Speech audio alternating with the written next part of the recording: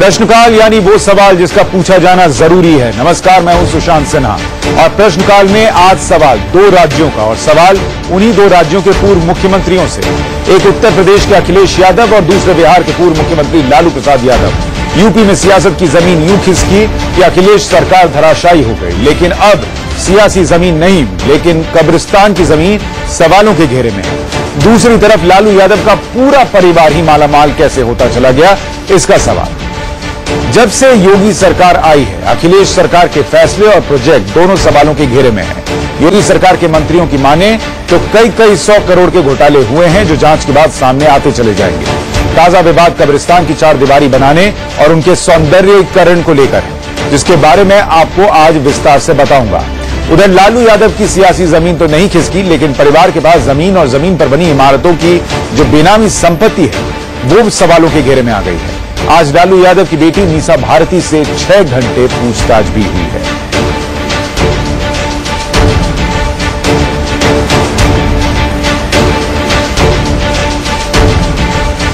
दो अलग राज्य, दो अलग पूर्व मुख्यमंत्री, लेकिन दोनों के ऊपर जो सवाल उठ रहे हैं उसका एक्सरे करेंगे। लेकिन शुरुआत यूपी से। यूपी चुनावों के वक्त आपको याद होगा कि कब्रिस्तान और शमशान का मुद्दा उठा था।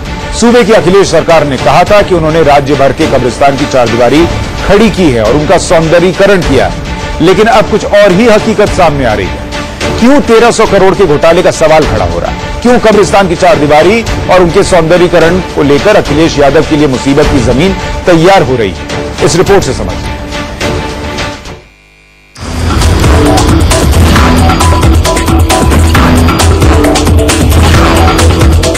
ये कब्रिस्तान है उत्तर प्रदेश के, जहां मुर्दे दफनाए जाते हैं। लेकिन इन कब्रिस्तानों ने अखिलेश सरकार के एक और घोटाले को सामने ला दिया। घोटाला कब्रिस्तान की चारदीवारी से जुड़ा है। योजना अच्छी है, लेकिन आखिर वो योजना कहां क्रियान्वयन हुई है, कहां उतारी गई? जमीन पर तो मैं गया ढूंढने, मुझे ना तो कब्रिस्तान मिल रहे थे और ना ही बाउंड्री वॉल मिल रही थी। एक घूम के मैं पूरे शहर में घूम रहा था तो मुझे उजरियाओं का एक कब्रिस्तान मिला, और वो भी किस तरह का मिला वो आप लोगों ने टीवी।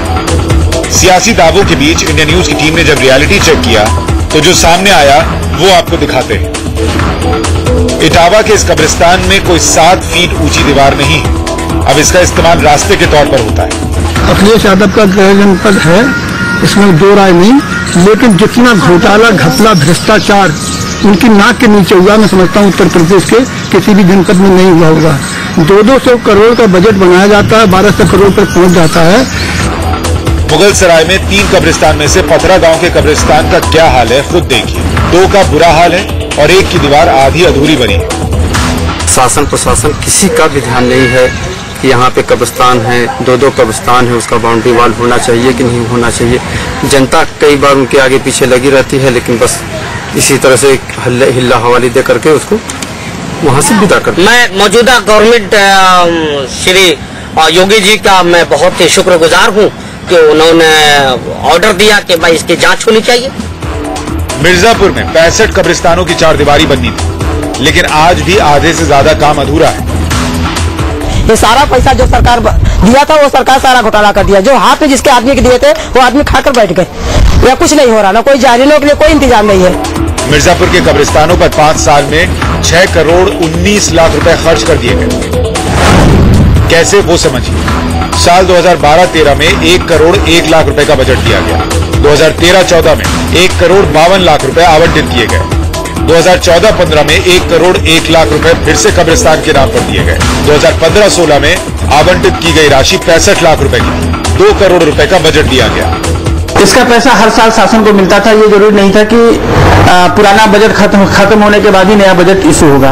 अगर उस कार्यदायी संस्था ने वित्तीय वर्ष की समाप्ति तक उस साल का काम नहीं किया तो उस पैसे को DIDA के PLA खाते में मुझे रखना पड़ा था। भदोही के कब्रिस्तान में तो जिन्हें रखवाली की जिम्मेदारी सौंपी गई है उन्हीं को पैसा नहीं मिल रहा। कब्रिस्तानों की सुध कौन लेगा? इटावा से अमित सिंह के साथ आकाश दुबे, मिर्जापुर, इंडिया न्यूज।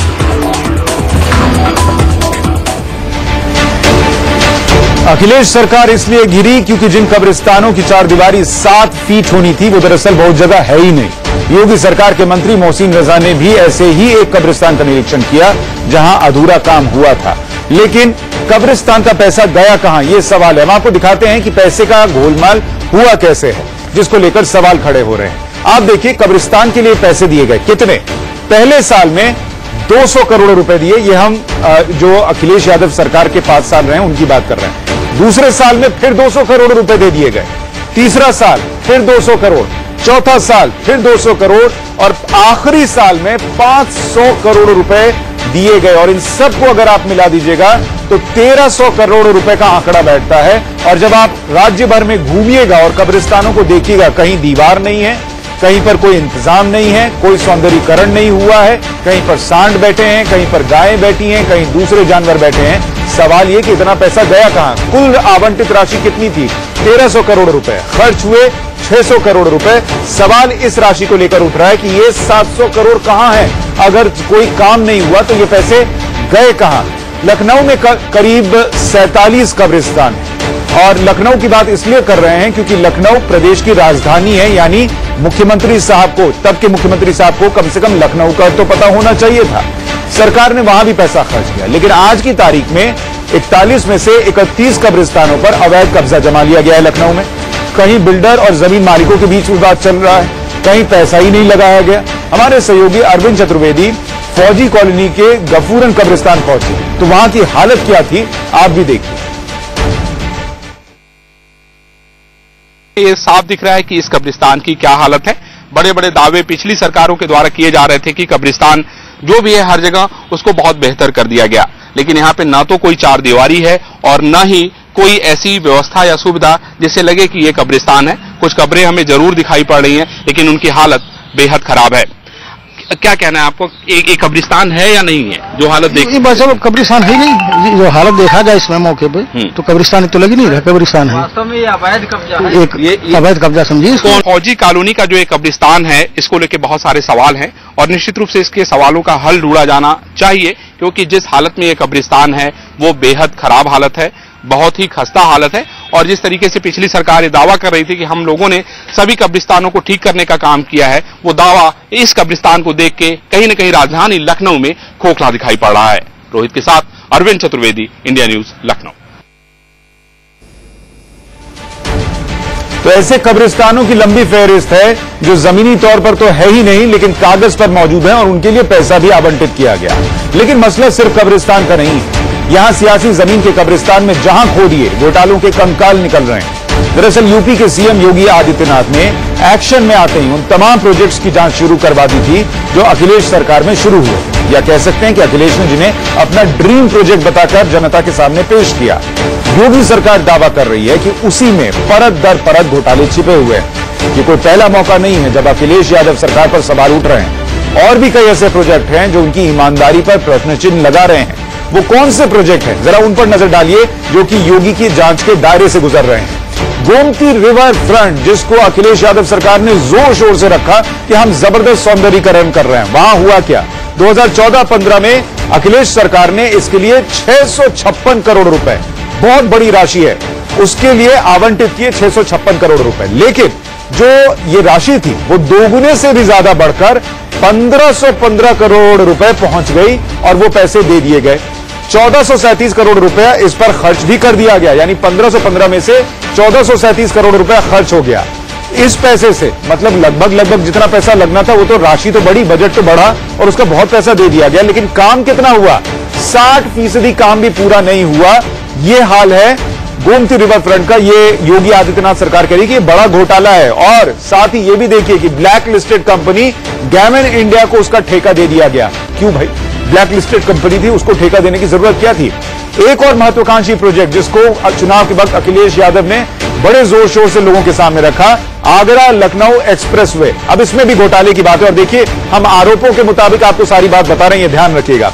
आरोप यह है कि 302 किलोमीटर लंबे एक्सप्रेसवे पर 13,200 करोड़ रुपए का खर्च था। इसमें जमीन अधिग्रहण में करीब 2,591 करोड़ रुपए लगाए गए, क्योंकि जमीन लेनी थी जो लोग उस इलाके में रह रहे थे उनसे। खेती की जमीन को रिहायशी जमीन की कैटेगरी में दिखाया गया और अपने लोगों को फायदा पहुंचाया गया। जांच के इस दायरे में एक्सप्रेसवे के किनारे के 230 गांव हैं। पहले अपने ही लोगों से जमीन खरीदवाई गई, उसको रिहायशी बताया गया और उनको ज्यादा मुआवजा दिया गया। यह भी घोटाले के तौर पर, आरोप के तौर पर सामने आ रहा है। तीसरा उनका एक और घोटाला जो कहा जा रहा है कि बड़ा घोटाला है, 500 से 1000 करोड़ रुपए के घोटाले का आरोप है वक्फ बोर्ड पर। इसमें क्या हुआ है, 7500 वक्फ संपत्तियों में महज 3000 बची हुई हैं। आजम खान में और उनके परिवार पर रामपुर में कब्रिस्तान और ईदगाह की जमीन कब्जाने का आरोप लग रहा है। और इतना ही नहीं, आजम ने 1 करोड़ रुपए की सालाना लीज पर सरकारी जमीनों पर कब्जा किया है, यह भी आरोप लग रहा है। तो ऐसी फहरिस्त जो है वो लंबी है और सवाल यह है कि आखिर स्थिति ऐसी क्यों बन रही है। जेपी इंटरनेशनल सेंटर, एक और देख लीजिए प्रोजेक्ट जिसकी हम बात कर रहे हैं, 186 करोड़ रुपए में जेपी सेंटर को पूरा करना था, जो कैंसर के लिए अस्पताल बन रहा था। कमीशन खोरी के चलते प्रोजेक्ट 864 करोड़ रुपए पर पहुंच गया, यानी कई गुना बढ़ गया। लाइटिंग, एसी, लिफ्ट और निर्माण कार्य अब तक वहां पर अधूरा है। इटली से मंगाया गया सोलर ट्री 1 करोड़ 69 लाख रुपए का है। अब बताइए इसका क्या मतलब है। इसमें संग्रहालय, library, museum, lobby, health centre, swimming pool, lawn, tennis court सब मौजूद है और इस पर करोड़ों रुपए बहा दिए गए। अब सवाल यह है कि सब कुछ जांच होगी तो स्थिति स्पष्ट होगी कि इन आरोपों में से कितने में सच्चाई है और कितने में नहीं, लेकिन सवाल उठ रहा है। हालांकि इस देश में घोटाले किसी एक पार्टी या एक राज्य तक सीमित हो ऐसा तो है नहीं। यूपी से बिहार लिए चलते हैं आपको। एक और पूर्व मुख्यमंत्री लालू यादव और उनके परिवार की बात करते हैं। चारा घोटाले में दोषी लालू ने बच्चों को राजनीति में सेटल तो कर दिया, लेकिन शायद ही सोचा होगा कि बेनामी संपत्ति का भूत सामने आकर खड़ा हो जाएगा। लालू यादव और उनके परिवार का पूरा बही खाता अब आईटी यानी इनकम टैक्स विभाग ढूंढ कर निकाल रहा है।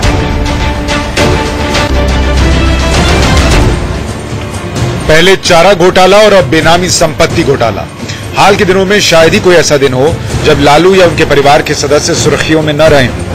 करीब 1000 करोड़ रुपए की बेनामी संपत्ति के मामले में घिरे लालू प्रसाद यादव और उनका पूरा परिवार इनकम टैक्स की रडार पर है।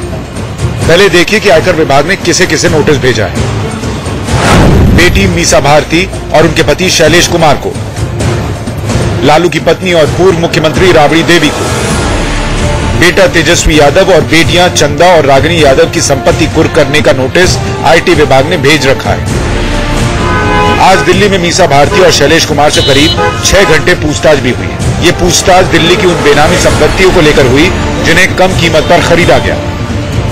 मैं इस वक्त दिल्ली में खड़ा हूं। डी ब्लॉक में 1088 नंबर का ये आप देख सकते हैं इमारत है।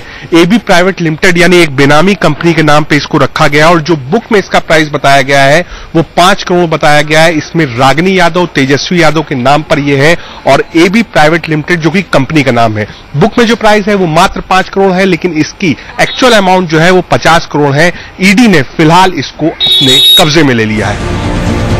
कुल 12 संपत्तियां ऐसी हैं जिन्हें आईटी ने जब्त करने का नोटिस दिया है।